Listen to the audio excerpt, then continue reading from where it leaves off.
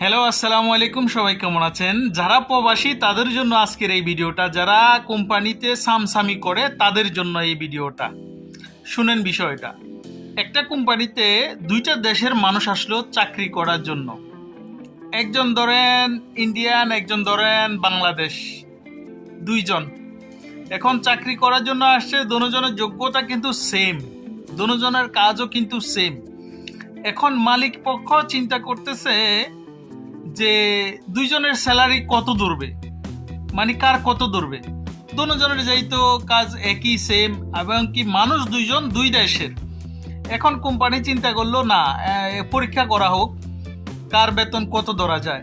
এখন কি করলো, মালিক পক্ষ 200 টাকা বের করে একজন ইন্ডিয়ানিকে 100 টাকা দিছে, ধরেন বাংলাদেশিকে 100 টাকা দিছে।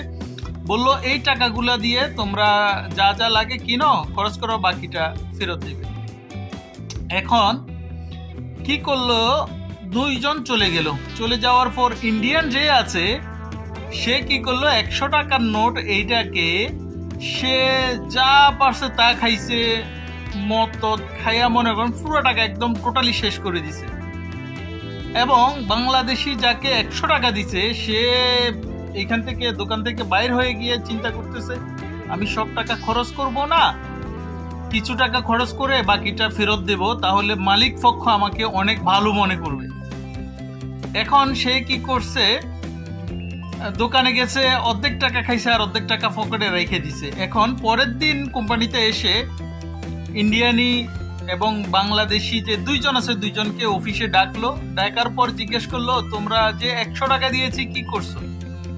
এখন ইন্ডিয়ানি যে ছিল এ বলতেছে, আমার তো সবগুলা খরচ হয়ে গেছে, আমার 1 টাকাও আর পকেটে নাই। এখন বাংলাদেশিটা কি করলো, পকেট থেকে বের করে 50 টাকা দিয়ে দিল, যে আমি 50 টাকা খরচ করছি আর 50 টাকা ফেরত নিয়ে আসছি। মানে কোম্পানির কাছে ভালো শাস্তি ছিল বাঙালি, এবং কি ইন্ডিয়ান পুরা টাকা খরচ করে ফেলছে। এখন কোম্পানির পক্ষ বলতেছে ওকে তোমরা যাও।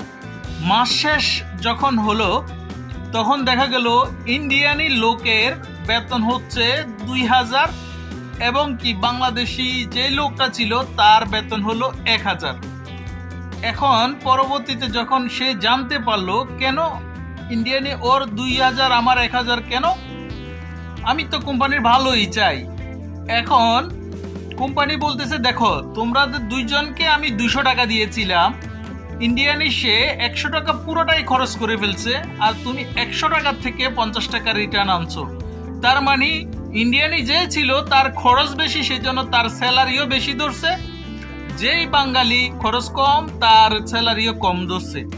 এই জন্য যারা প্রবাসে আছেন, কোম্পানির সামসামি করেন, কোম্পানিতে সামসামি করে ভালো থাকতে চান, তাদের জন্য এই ভিডিওটা।